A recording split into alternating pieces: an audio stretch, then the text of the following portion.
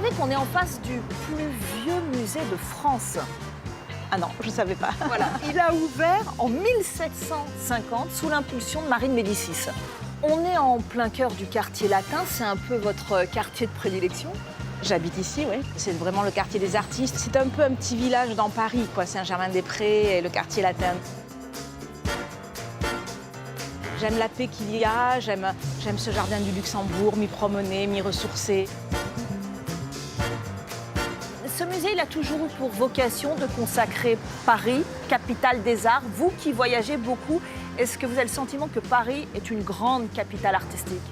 Oh ben, c'est indéniable. Paris est quand même une des plus belles villes, une des plus riches en termes d'art, mais d'art au sens très très large. Vous vous considérez comme une artiste?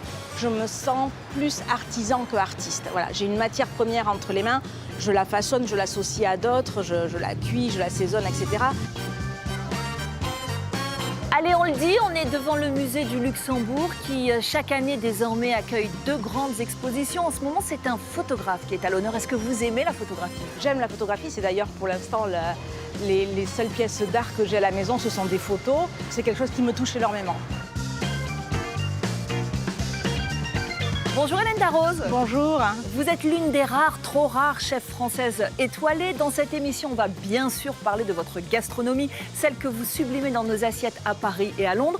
Mais avant, on va aller visiter une belle exposition qui est consacrée à une grande figure des années folles et du surréalisme, le photographe Man Ray.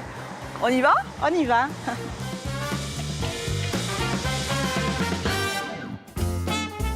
Man Ray sous un nouveau jour. Voilà ce que propose le musée du Luxembourg avec cette grande rétrospective consacrée au maître incontesté de la photographie moderne. On y découvre son travail de commande pour la couture et la cosmétique qu'il a longtemps renié. Pourtant, la mode est un terrain de jeu idéal pour l'artiste qui pousse toujours plus loin ses expérimentations et finira par produire l'œuvre photographique la plus singulière du siècle dernier. Bonjour Catherine. Bonjour. Bonjour. Merci de nous accueillir. Mais je vous en prie. Moi, ce qui m'intéresse de savoir, c'est comment Man Ray en est arrivé à la mode. Alors, Man Ray est arrivé à la mode d'une manière un peu détournée, dans la mesure où, quand il est arrivé à Paris en 1921, il fallait qu'il trouve du travail. Il s'est tourné vers la photo.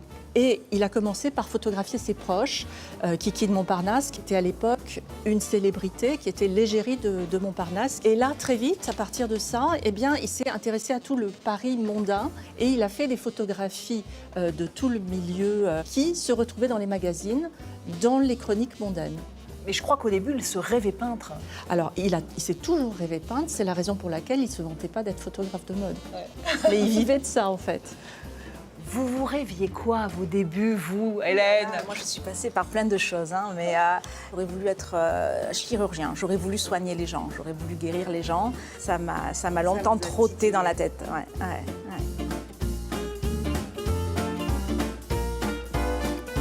Qui consacre Man Ray dans la photographie de mode, c'est aussi la publicité, parce que beaucoup de magazines lui passent commande, c'est ça? Alors, c'est 2 activités parallèles, la photographie de mode et la publicité. Ouais.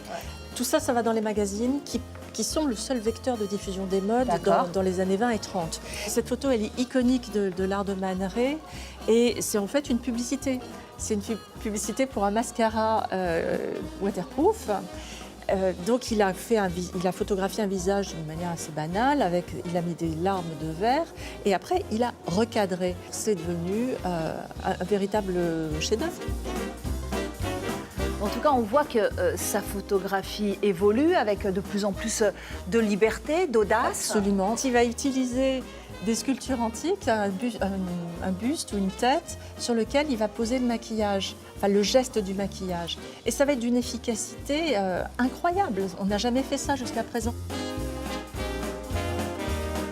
Quand vous regardez, Hélène, toutes ces photos, qu'est-ce qui vous séduit le plus chez Man Ray? Je trouve que l'évolution sur la lumière, là, au fur et à mesure qu'on avance, elle est assez dingue. La consécration pour Man Ray, elle vient de sa collaboration avec le Harper's Bazaar. Absolument.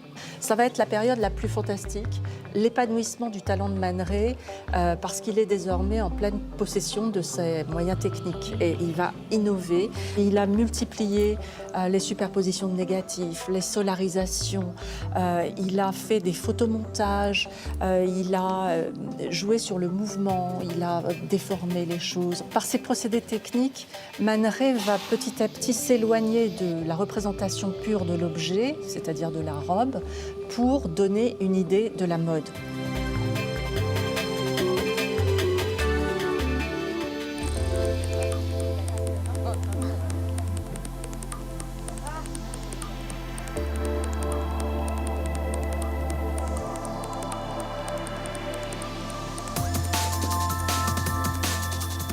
Vos débuts dans la gastronomie, vous les avez faits au restaurant Louis XV, chez Alain Ducasse, qui devient votre mentor. C'est vrai que vous avez fait de brillantes études de commerce, donc un temps vous avez hésité, vous avez imaginé vous lancer dans la gestion hôtelière, mais il vous a fait changer d'avis, je crois. De quelle manière? Alors, j'ai pas hésité parce que, sincèrement, j'ai eu mon baccalauréat, c'était la fin des années, au milieu des années 80.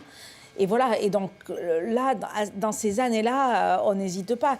Quand on est bon élève, et en plus quand on est une femme, on ne va pas en cuisine. Il y avait très peu de femmes en cuisine à ce moment-là. C'est Alain Ducasse, quand je vais travailler chez lui, mais dans ses bureaux, hein, il faut bien le préciser, quand je vais travailler chez lui et qu'il découvre ma passion pour la cuisine et qu'il me dit, mais maintenant, il faut passer en cuisine, quoi. Voilà. Ça a été le coup de pied aux fesses qu'il me fallait. L'aventure en solo, pour vous, elle démarre vraiment dans le restaurant familial, dans les Landes, chez Darroze. Et la mayonnaise prend immédiatement, puisque vous êtes récompensé 2 ans plus tard, jeune chef de l'année.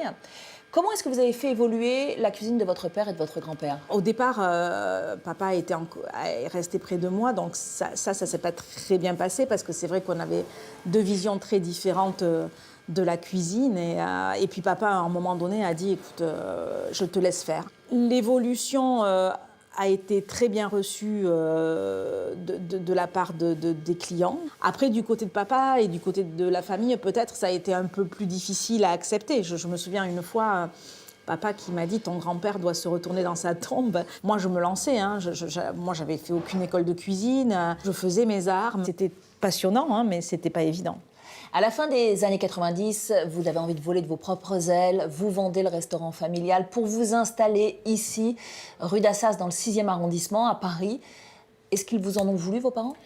Maman, elle m'a tout de suite compris et poussée d'ailleurs, parce que voilà. En fait, si je suis partie de là-bas, c'est parce que ce restaurant était dans un petit village où il n'y avait aucune industrie, il n'y avait aucun tourisme. Et même si j'avais grandi là, je me sentais chez mon grand-père, chez mon père, mais je ne me sentais pas chez moi. Je pense que papa, il l'a très mal vécu. Mais moi aussi, je l'ai mal vécu, hein, parce que il m'arrive encore très souvent de rêver à cette fermeture, de rêver que je suis encore là-bas et que je ne sais pas m'en débrouiller parce qu'il y a aussi Paris à faire marcher. Donc voilà, c'est des choses que je n'ai pas forcément, moi aussi, très bien vécues, hein, c'est clair. En tout cas, vous êtes très vite récompensé. 1 étoile après l'ouverture de restaurants parisiens, puis 2 en 2003. Quelle gastronomie vous avez défendue à l'ouverture de cette adresse parisienne? C'est la gastronomie que je défends toujours aujourd'hui, hein. C'est-à-dire c'est une gastronomie de produits. On va toujours chercher le meilleur produit à la saison qu'il faut. Et sur ce produit-là, je raconte mon histoire par la création.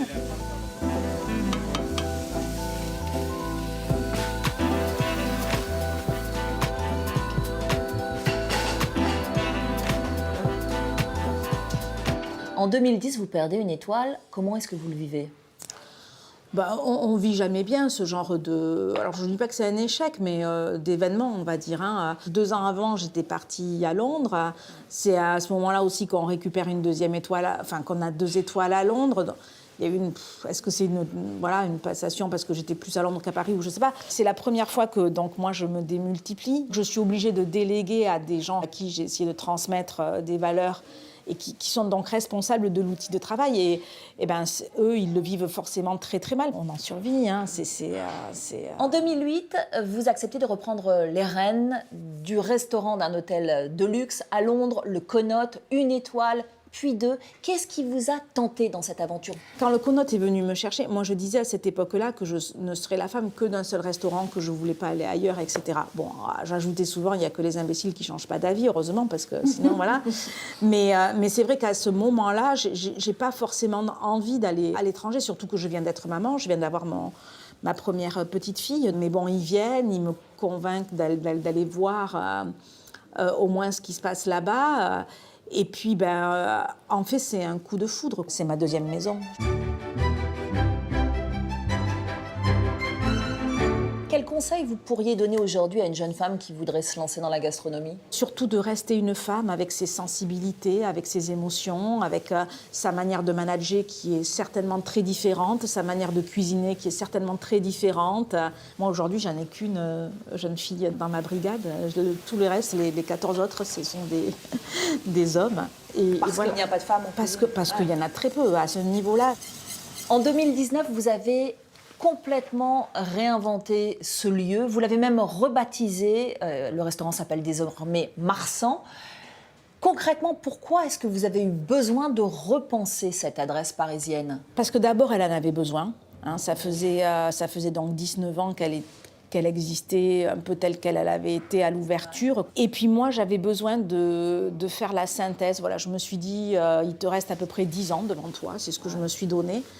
Et je me suis dit, voilà quoi, ces 10 ans, il faut vraiment que tu fasses ce dont tu as rêvé, il faut que tu fasses ce dont tu as toujours imaginé, il faut que ce soit un peu la synthèse de tout ce que tu as appris ces dernières années. Bon, on parle, mais moi j'aimerais bien aller faire un saut en cuisine parce que je crois que c'est vraiment là-bas que ça se passe. Oui, Vous m'y emmenez? On peut y aller. Allez. Ok, avec grand plaisir.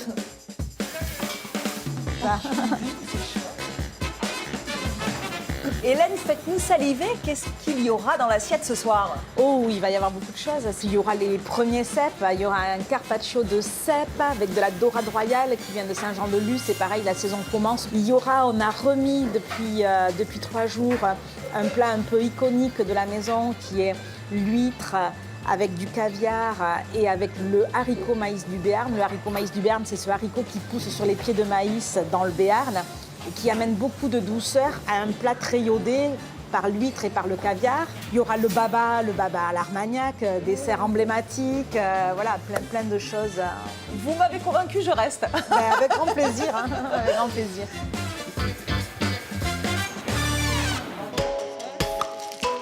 Dans son Paris des Arts, Hélène Darroze a voulu nous présenter un duo d'artistes qui créent à 4 mains. Louis Bachelot et Marjolaine Caron. Leur univers est fascinant car il est insondable. Avant de se lancer avec succès dans la céramique, le couple a expérimenté 1000 vies dans le cinéma, le théâtre, la publicité, la presse, avec une imagination sans cesse renouvelée. Bon, vous êtes tous les deux assez inclassables parce que ce n'est pas si simple de surfer comme vous le faites d'un univers à un autre avec des propositions artistiques sans cesse renouvelées. Alors, on va parler de votre dernier médium, la céramique. C'est comme ça que vous avez rencontré Hélène, avec des pièces montées comme celle-ci, ce gâteau de rose. La céramique, c'est un objet de travail comme un grand cuisinier. C'est-à-dire qu'en fait, de la côte, quand on veut faire des belles pièces, il faut aller chercher les meilleurs ingrédients. Et on voulait travailler dans le volume, quoi. Alors, pour le restaurant du Connote, vous avez imaginé des pièces monumentales. Vous aviez carte blanche? On avait carte blanche, dans le sens où on restait dans l'univers de la nourriture, quoi. On a fait des espèces de compositions de légumes. Et La charcuterie et de la charcuterie aussi. C'est vrai que la brillance de la céramique correspond aussi à la brillance des plats cuisinés. En fait, il y a tout un univers qu'on peut rapprocher, les coulures, les... Alors, c'est beau, vraiment pas... Oui, c'est magnifique. En fait, on a refait le restaurant du Connote il y a un peu plus d'1 an. Et dans le premier restaurant, on mettait en scène des vrais produits. Mais moi, je n'avais pas envie de repartir là-dedans. Je me suis dit, mais pourquoi on ne ferait pas ces céramiques-là pour remplacer un peu ces produits vivants, quoi, en fait. C'est pas tous les restaurateurs qui mettent des choses, des pièces qui peuvent un peu bousculer la clientèle. Exactement. Et c'est vrai que ça, nous, c'est un challenge aussi.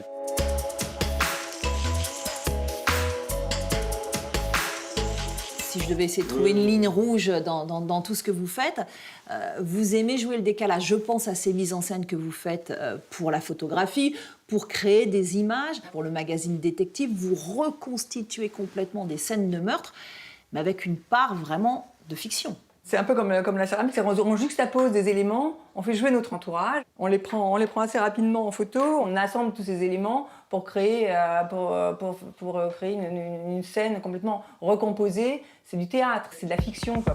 J'enlève tout ça, d'accord? Pour faire l'image ici. On prend des photos de partout. Tout ce jeu de collage, de pillage, de réexploitation, on est dans la digestion, c'est pas en fait dans l'accumulation. Et alors, vous faites de temps en temps des choses séparément ou pas? Non. Quand t'es comme ça, fusionnel, ça C'est n'empêche pas dingue, les bagarres quoi. et C'est tout. dingue. Mais c'est que on démarre un truc et le truc est digéré par l'autre. C'est-à-dire que moi, je sais, par exemple, derrière, il y a un lampadaire avec des petits singes. C'est Marjolaine qui a fait les petits singes, mais c'est comme si c'est moi qui les avais fait. C'est-à-dire que je commence à en faire un parce qu'elle en a fait un, puis après elle le reprend, et du coup, c'est mon singe à moi, quoi. Donc c'est drôle, et on fait un peu tout comme ça, quoi.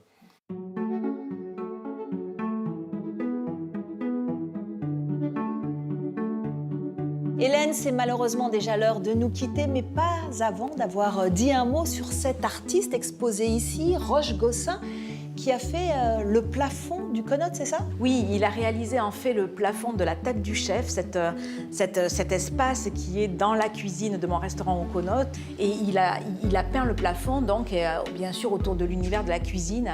Et c'est super beau et super intéressant. Merci Hélène. Merci. Vous pouvez bien sûr revisionner l'émission consacrée à Hélène Darroze sur notre site internet. Et puis vous le savez maintenant, le Paris des Arts se poursuit également sur les réseaux sociaux. On vous attend nombreux sur le compte Instagram Le Paris des Arts Off. À bientôt pour de nouvelles aventures.